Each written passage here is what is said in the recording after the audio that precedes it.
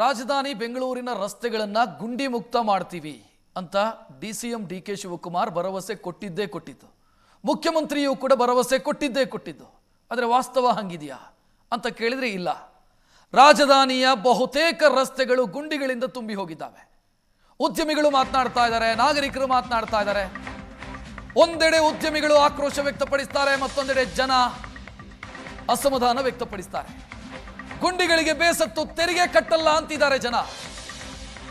ರಸ್ತೆ ಗುಂಡಿಗಳಿಂದ ಬೇಸತ್ತಿದ್ದಾರೆ IT BT ಉದ್ಯೋಗಿಗಳು, ನಾಗರಿಕರು.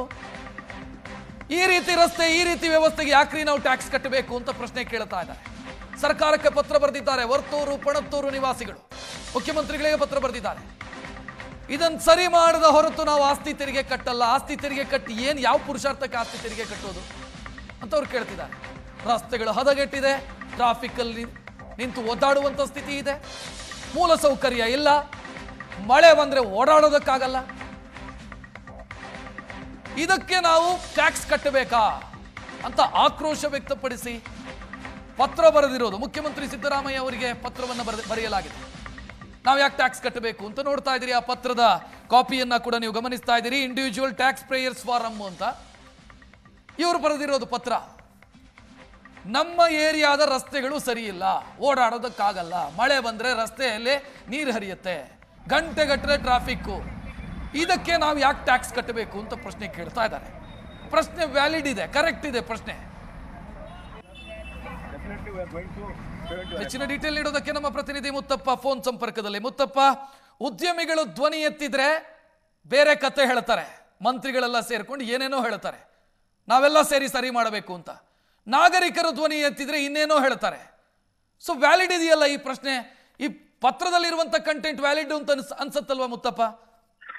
ನಿಜ ರಕ್ಷಿತ್, ಯಾಕಂದ್ರೆ ಸಾರ್ವಜನಿಕರು ಹಣಕಾಸು ಸರ್ಕಾರಕ್ಕೆ ತುಂಬುವಂತದ್ದು ಮೂಲಭೂತ ಸೌಕರ್ಯಗಳನ್ನ ಒದಗಿಸಲಿ ಅಂತ ಹೇಳ್ಬಿಟ್ಟು, ಮುಖ್ಯವಾಗಿ ಈ ಪಣತ್ತೂರು ಮತ್ತೆ ವರ್ತೂರು ಭಾಗದಲ್ಲಿ ಅತಿ ಹೆಚ್ಚು ಐಟಿ ಬಿಟಿ ಉದ್ಯೋಗಿಗಳು ವಾಸವಾಗಿರುವಂತಹ ಪ್ರದೇಶ. ಹಿಂದೆ ಇದ್ದಂತಹ ಬಿಬಿಎಂಪಿಗೆ ವಾರ್ಷಿಕ 800 ಕೋಟಿ ರೂಪಾಯಿ ಆಸ್ತಿ ತೆರಿಗೆಯನ್ನ ಕಟ್ಟುವಂತಹ ಜನರು.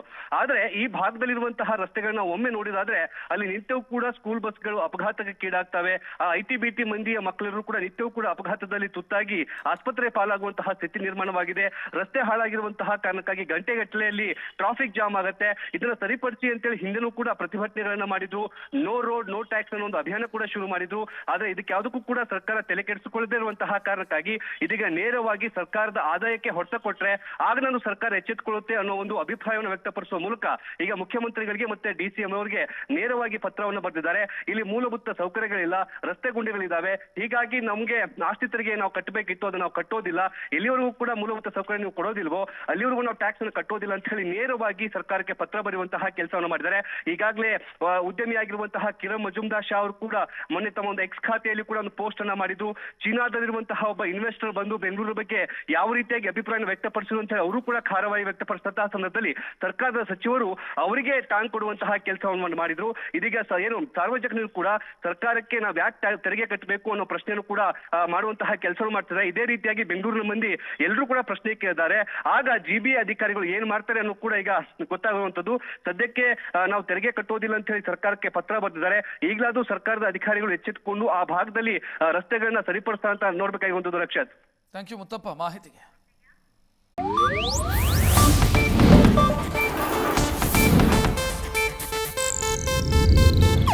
ಇದು ಏಷ್ಯಾನೆಟ್ ನ್ಯೂಸ್ ನೆಟ್ವರ್ಕ್ ಪ್ರಸ್ತುತಿ.